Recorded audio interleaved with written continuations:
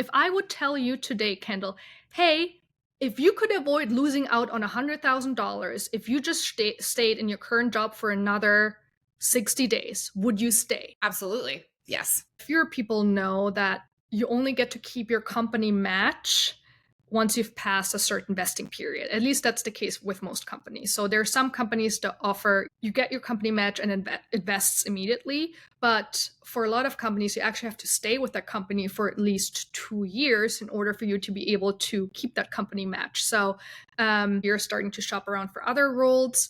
And then you leave your current job at the 1 year and let's say 10-month mark, right? But you didn't read the fine print. And now that means you're going to forfeit, let's say, like 10K that you would have received in terms of company match if you had stayed with that company for another 2 months, hitting that 2-year vesting period. If you think about it from a long-term strategic perspective, that 10K company match might not sound a whole lot, let's say at age 25 or even age 30, but compounded over decades, you would have missed out on more than $100,000 because you couldn't wait for another like 2 months. Welcome back to this episode of Secrets of the Career Game. So many people are trying to navigate a corporate world that is laden with secrets, cleverly hidden, and unspoken rules to a game that most employees don't even know that they're playing. On this podcast, we try to give you a peek behind the curtains and some tips and tricks to ultimately make you successful in your career and help you progress a little bit faster.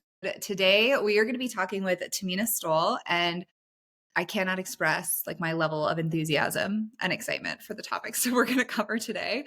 And Thamina is an award-winning women's economic advancement and diversity advocate. She's a B2B marketing and sales expert, former podcast host, board member, speaker, investor, and founder of The Economist. And she is amazing. She's going to give us so much information about the economy, personal finance, all the different areas and how it intersects with our career. So thank you so much, Thamina, for coming on today's podcast episode. We're excited to have you. Well, thank you so much for having me, Kendall. I am so excited, as you can tell. So many topics that we're both very interested in. So I am so excited to dive in and talk about all things money and career self-efficacy. I love it. So why don't you tell listeners a little bit about your background, both professional and then how you got into this space. And then we'll kind of deep dive into some of those other topics, but love to get them up to speed on just like, who is Thamina? What does she bring to the table? A little bit more about you. Yeah, absolutely. I always love to point out and preface my career story by really emphasizing that career paths are not linear. Like there just aren't, and I think we need to normalize that. I actually, growing up, I thought I was going to end up in journalism. I actually studied journalism in school, worked as a part-time radio reporter and host while being a college student, and still graduated with a journalism certificate and really enjoyed it. But then about halfway through my college career, I discovered the world of technology, startups, investing, venture capital, and kind of did a little bit of a 180 and then ended up pivoting to the world of big tech. I joined LinkedIn in 2018 as a recent graduate in a sales program. It was a rotational program with, giving us the opportunity to rotate through different parts of the company, getting exposure to senior leadership, which was all really exciting. And I have been a digital marketing SaaS sales professional ever since. But along the way, as I was kind of struggling to figure out how to navigate the workplace as a young female professional, I started to realize, wow, our academic career doesn't really do a good job at properly preparing us for what's out there and what it means to be a functioning adult.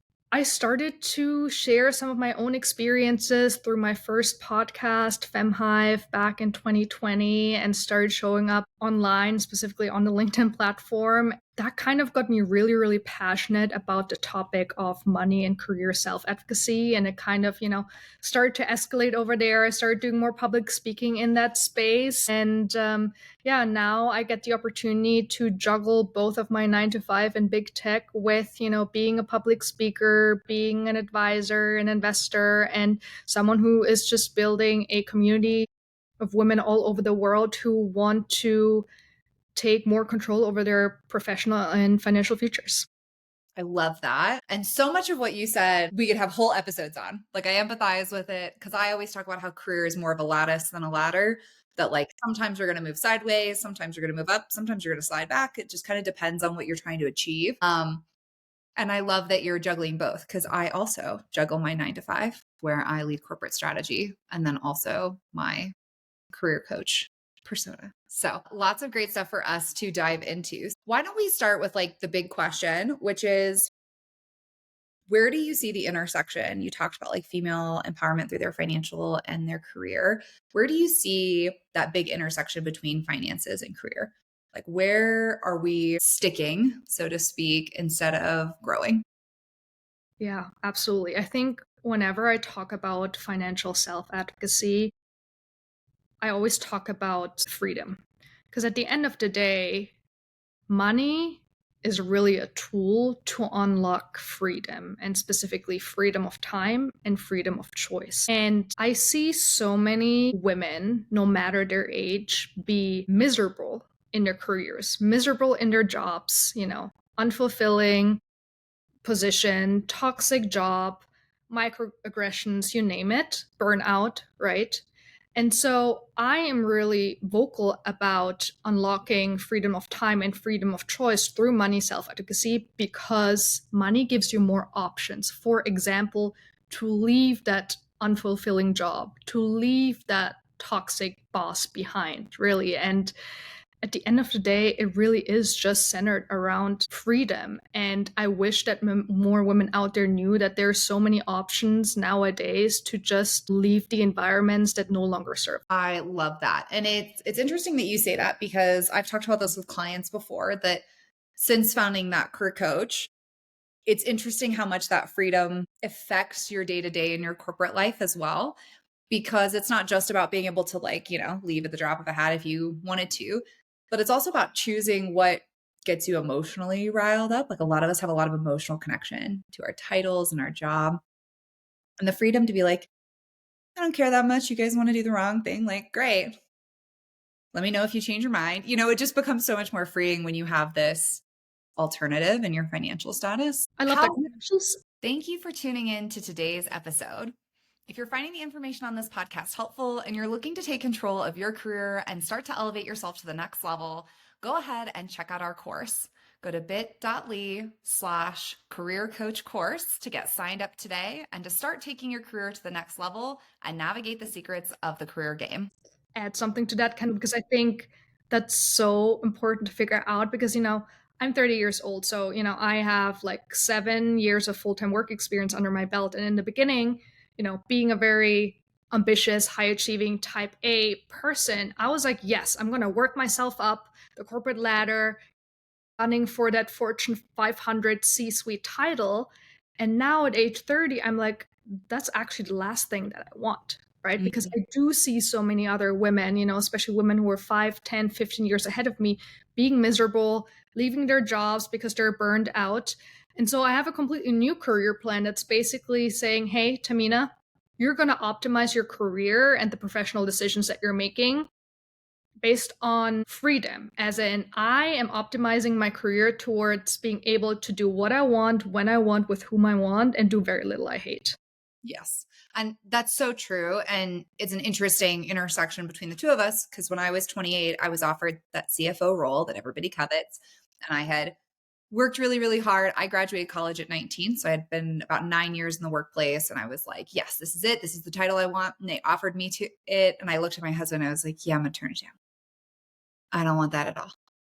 And he's like, are you sure? You've kind of been working towards this for like the last decade. And I was like, yeah, it sounds awful. And it was such an eye-opening moment to me where I was like, I thought that that was the career path and I thought that that was the plan, only to find out that like there's a lot of doing things I hate right, in holding that title. And so how do you find a job that's more fulfilling? So I love that you're touching on that. When it comes to corporate, we've touched on some of it already, but there's some aspect of like, I call it passion alignment, like the things you like and doing. But there's also like, none of us are working for free, right? So there's a corporate salary component to it.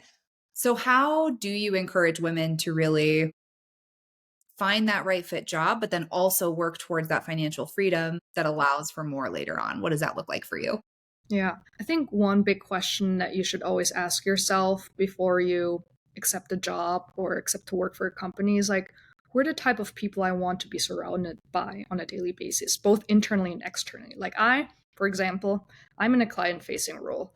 And so I get to sell to and collaborate with more creative people, like marketing people, social media managers, like people in advertising. But I could have gone down a different path and sold something to, let's say, like sales professionals, but I didn't want to have daily calls with, middle-aged white straight men who, might make inappropriate comments every now and then, right? So I think that is something that a lot of people don't spend enough time talking about when they think about their career, because all they see is like, big brand company, compensation package, right? But at the end of the day, so much of our emotional and psychological safety depends on the type of people we surround ourselves with. So I think that one is a big one. The second one, which I think a lot of people also, especially young people, and it's not their fault because, again, we don't receive that education early on, but choosing a company with the right set of company benefits also goes a long way. So, to give you a very tangible example, and I realize that I'm very privileged in that sense. But for example, for me, my employer paid for 3 rounds of egg freezing for me. Like at age 28, I was diagnosed with premature fertility decline unexpectedly, and so went through 3 rounds of egg freezing, which I live in New York. It's expensive, right? So all in all, it ended up to be around $100,000, and my out of pocket was only two. I will be forever grateful to my employer to have, greatly subsidized that. Right. So sometimes there are scenarios where, you get a number, a total compensation package on paper, but the benefits are not necessarily that strong. And in some cases, having an offer with a stronger benefits package could actually outweigh a higher salary in the long run, especially if we also talk about things like, 401k match, for example. Like sometimes a better 401k match is better than having like 10 or 20% higher salary. So I really want to encourage people to start thinking about the long-term impact of the decisions that they're making, especially from a financial perspective. We know that, time is your best friend. Things like 401ks, company matches, employee stock purchase programs, like all of these like compound over years and decades. And so a decision that you make today will inevitably have a big impact on the financial trajectory for the rest of your life. Yeah. And it's great that you call out the benefit package because this is something that I think a lot of people overlook, right? And I'm sure you've experienced this. So many times I have clients who will call me like, "Hey, I have an offer." I'm like, "Great." And they're like, "Here's the base and here's the bonus." I'm like, "Cool. What does their benefits package look like?" "Oh, I don't know. I didn't ask."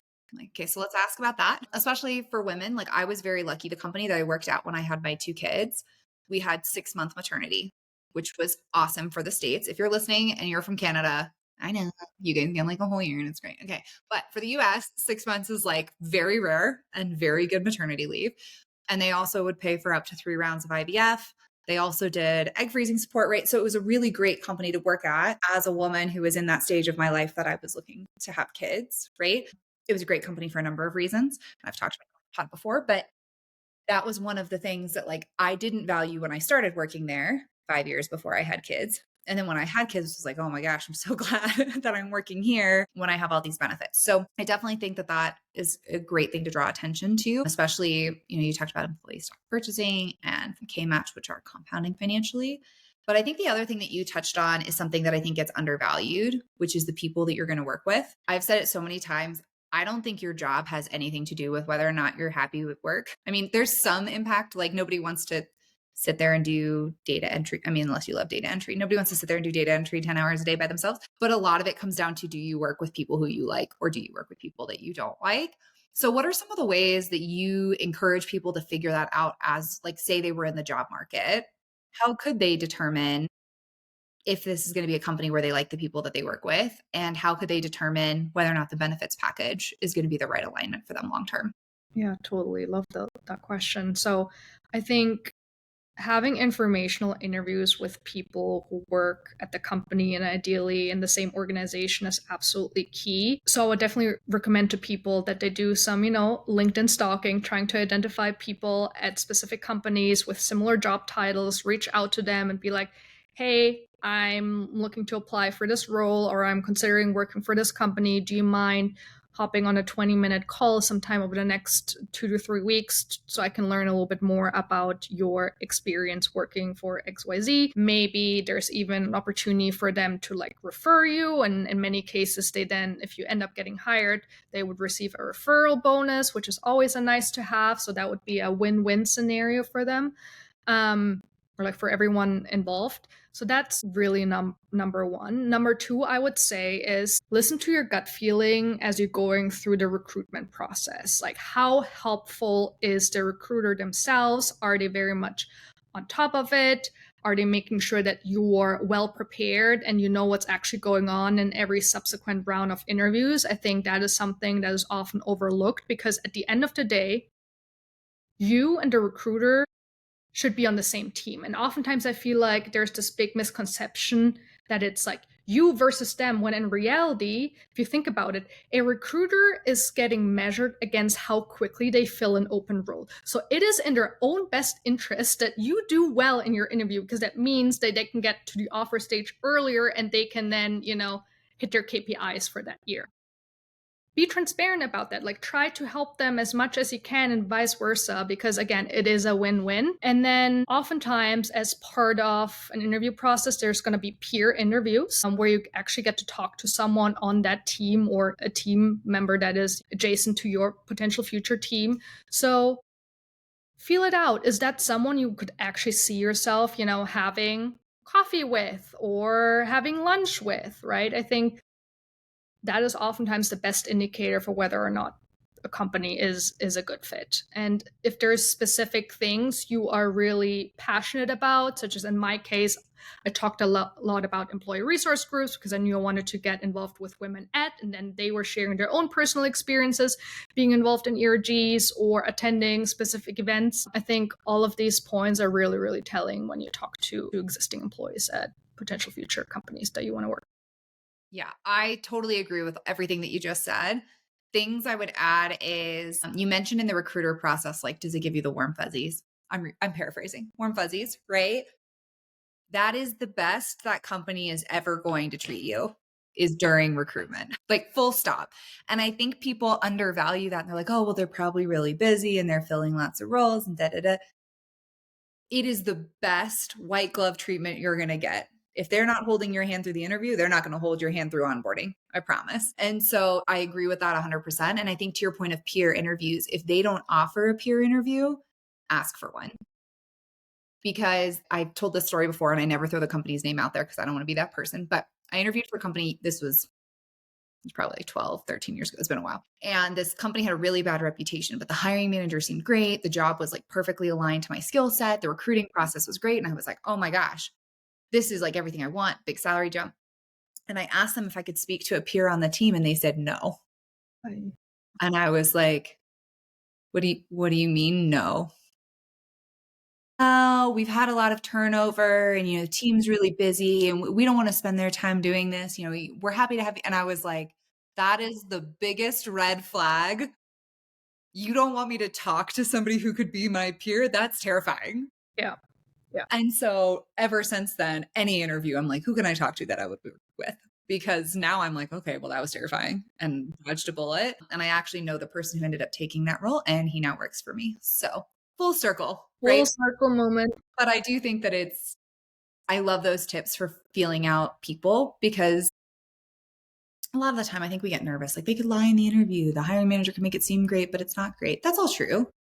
But if you're really paying attention and your eyes are open and you're being strategic and you're speaking to a peer, odds are you're going to figure those things out during the interview rather than when it's too late. Say that we go through this process and we assess and we realize, yes, like the hiring manager is a great person who I really like. The recruitment process is great. The peers seem great. How do we then go and assess if the benefits are going to be best for us long term, but also for the stage of life? Yeah, absolutely. So a lot of people unfortunately stop at salary or compensation, right? But there's so much more to it. So there are a couple of things to point out. One that I think frequently gets overlooked, even though everyone knows that, saving or investing for retirement is super important through a 401k, for example. But fewer people know that you only get to keep your company match once you've passed a certain vesting period. At least that's the case with most companies. So there are some companies that offer you get your company match and it vests immediately. But for a lot of companies, you actually have to stay with that company for at least 2 years in order for you to be able to keep that company match. So if we look at an example, let's say you join a company and about like a year and a half in, you realize, this might not be the best fit. Maybe you're starting to shop around for other roles. And then you leave your current job at the 1 year and let's say 10-month mark, right? But you didn't read the fine print. And now that means you're going to forfeit, let's say like 10K that you would have received in terms of company match if you had stayed with that company for another 2 months, hitting that 2-year vesting period. If you think about it from a long-term strategic perspective, that 10K company match might not sound a whole lot, let's say at age 25 or even age 30, but compounded over decades, you would have missed out on more than $100,000 because you couldn't wait for another like 2 months. If I would tell you today, Kendall, hey, if you could avoid losing out on $100,000 if you just stayed in your current job for another 60 days, would you stay? Absolutely. Yes. And I would argue that probably 99% of the people would say yes to that as well. But again, oftentimes people unfortunately don't think that way. People oftentimes are too attached to short-term gratification and they don't think about the long-term opportunity costs that are associated with making certain decisions. And oftentimes these decisions are a result of being a little bit too impatient, which is perfectly fine. I'm a very impatient person myself, but I think it's always important to be fully educated about what all of the implications are. So 401k, that's one part.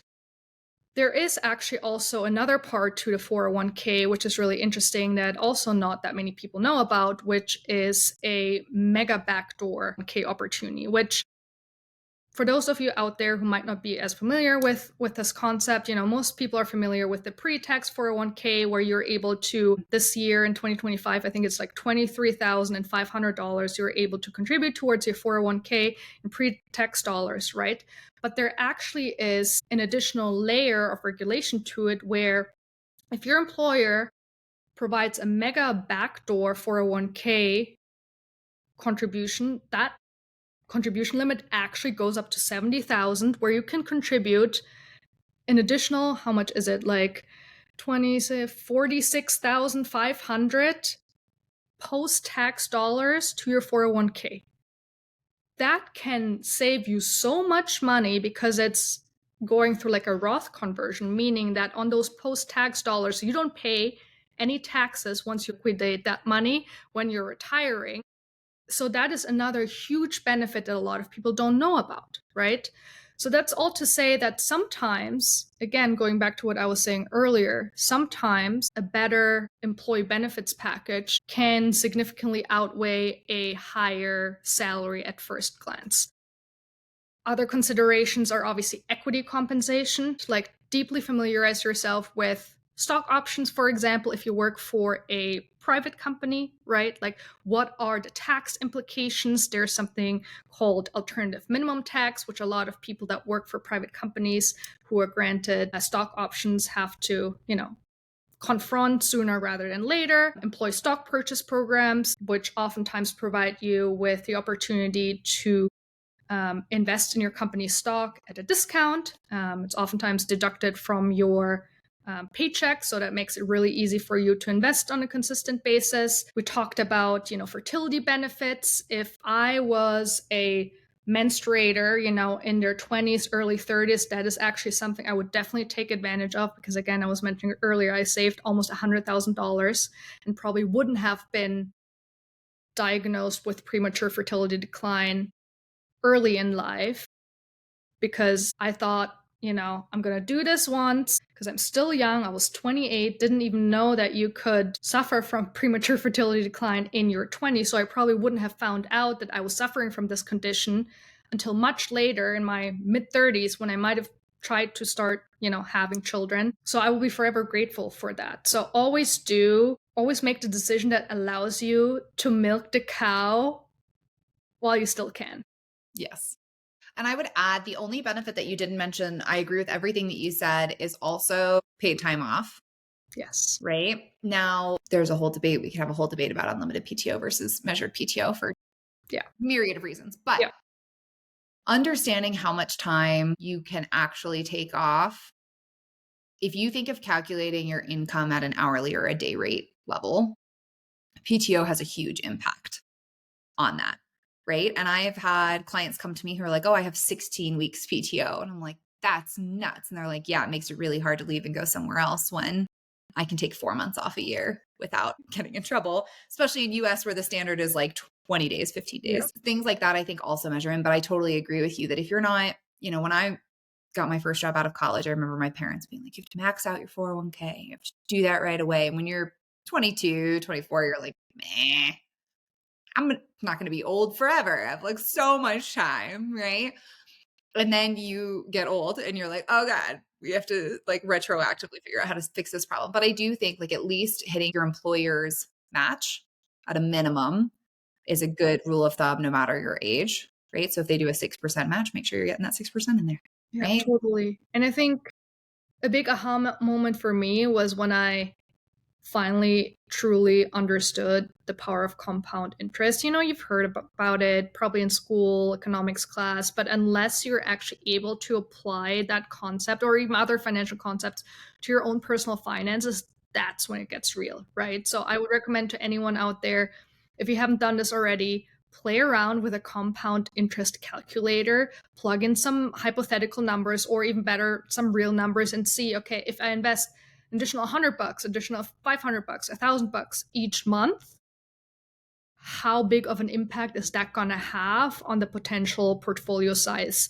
you could have in 10 years from now, 20 years from now, at age 65, at age 70? Because once you get that, and once you get a feeling for how important time actually is, I think that's when you get that light bulb moment, be like, okay, now I get it. Yeah. And yes, so I studied economics and math in school. That's my educational background. I love this kind of stuff. So I'm so jazzed we're chatting about it. But I think where that compounding interest intersects with how much it's going to cost you to retire, that's where you're really going to taste that freedom, right? So I have a good friend who retired at like 44. And I was like, that is awesome. And she's like, yeah, well, I started saving when I was 22 so that the amount that I hit at 44 was enough that I could live for the rest of my life without needing a job. And she's like, and I did it really intentionally so that I could live off my compounding interest at that point. And so totally agree with that. If you've never played with compound interest calculator, do it. It's super fun and slightly demoralizing if you haven't been doing it because you're like, man, if I'd done this when I was 25, would have been totally different. It's fine. But yes, totally agree with that advice. So what are some of the mistakes that you see people make? We've talked a lot about like things they can assess, your coworkers, the benefits package, thinking more holistically, but what are some mistakes that you see people make when it comes to this like corporate finance game where you're like really hurting yourself here? Yeah, totally. I mean, I already mentioned one, like leaving your job too early where you don't get to keep the company match. I think that's a big one, and I've personally seen that a lot even within my own social circles.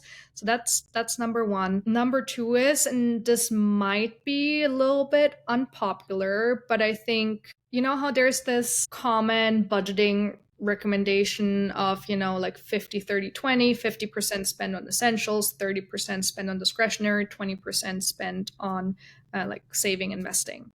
And I actually think, especially for younger people, people who likely don't have any caregiving responsibilities yet, I think for young people, we're doing them a disservice by sharing that recommendation with them, because I do believe when you're younger and your expenses are a little bit lower, your budget split should actually be something closer to like a 40-20-40. Because if you think about it, your 20s, your 30s are probably the most important years from a compound interest perspective. So if you train yourself to live off significantly less money than you theoretically have available at a young age, it's going to be so much easier for you to achieve financial independence early in life. You mentioned your friend. Similar to your friend, I'm also planning on becoming work optional in my early mid 40s. And it's not because I don't love working. I actually do love working, and some might call me a workaholic. But what I don't love is being financially dependent on a job, on a corporation, on a partner, family member, anyone. I just want to be financially dependent on myself. That's it. So the goal is not to quit work. The goal is to quit needing work and being able to choose careers, jobs, projects, not because of the total compensation attached to it, but based on personal fulfillment, impact, and whatnot.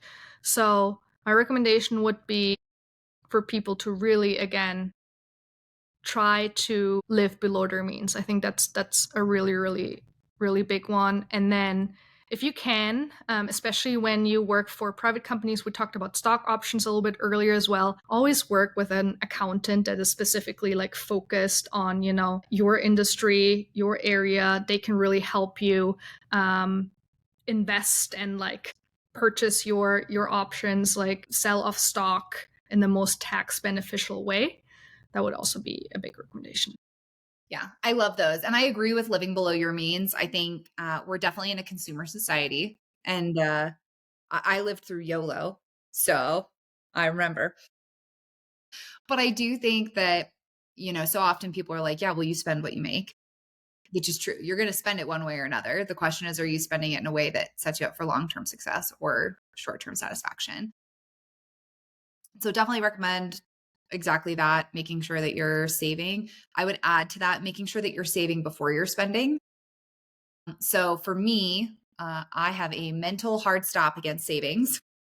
Very bad at it because I see it sitting there and I'm like, ooh, we should spend that. And so what I do is I have separate bank accounts at separate banks, and my savings gets taken out before my paycheck hits my bank, right? So my 401k gets taken out pre-tax, my post-tax 401k gets taken out before I see it, my Roth IRA gets taken out before I see it, my savings gets taken out before I see it, and then I get my paycheck. And I think that that has really helped me mentally. And so if you haven't done that, setting up your bank accounts in that way where like it seems like more work to get them all set up at all these different banks, but it is worth it if you're like me and saving is not a natural inclination for you, because it really did help me so much with like, okay, if I can't see it, then it's going to stay where it needs to be, as opposed to like it's just connected to my checking account and I'm constantly dipping into it for things that I want to buy. And I love that you point that out, Kendall, because I found I have the exact same setup. On payday, I have all of these deductions, and it's a little bit sad, like the difference between my gross paycheck and my net paycheck. But the benefit of having, investing, contributing to your 401k and all of that good stuff on autopilot is then the net pay that you get, you can spend that money pretty guilt free. At least that's the case for me, because I will always know, hey, I've paid my future self first. So now I can actually, with the remaining money I have, like go and enjoy life. Awesome. Love that. So if people are listening to this and they're like, oh my gosh, this was super helpful, Thamina, how can I get in touch with you? How can I get more support from you? Where would you like them to go? Yeah, absolutely. So my number one platform is LinkedIn. So Thamina Stoll, follow me there. I post a lot of content there. Also on Instagram at Thamina Stoll, all in one word.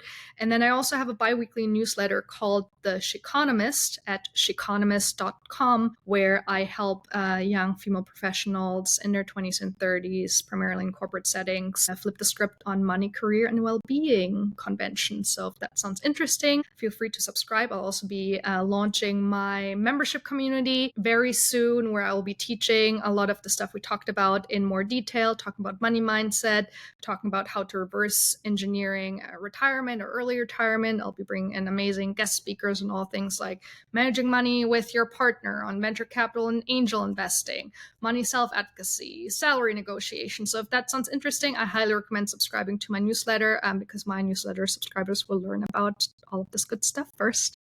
That's awesome. Well, we will put all of those links in the show notes too. So if you want to check out Thamina, check them out there. But before we let you go, I always like to ask at the end of an episode, what is one piece of advice you would give somebody to start tomorrow? Like if they heard this and they're like, yes, I'm ready to take control of my financial future and really advocate for myself, my career. What's the one thing that you're like, hey, tomorrow, go do this, and you'll at least be setting yourself up on the right track? Yeah. The one thing I would do is go back and read your job offer with all of the details outlining, your benefits package. So you are in the know. And if there are any question marks, send an email to your HR or benefits team, because it's always better to put yourself in a position where you can make educated decisions about your professional and financial future. Love that. Well, thanks so much, Thamina. If you guys are listening to this episode and you loved it as much as I did, go ahead and give it 5 stars. Leave any questions or comments for me or Thamina below. We'll get back to you guys. But otherwise, thank you so much for coming on the podcast. It was a great chat. Thank you so much for having me, Kendall. I appreciate you so much.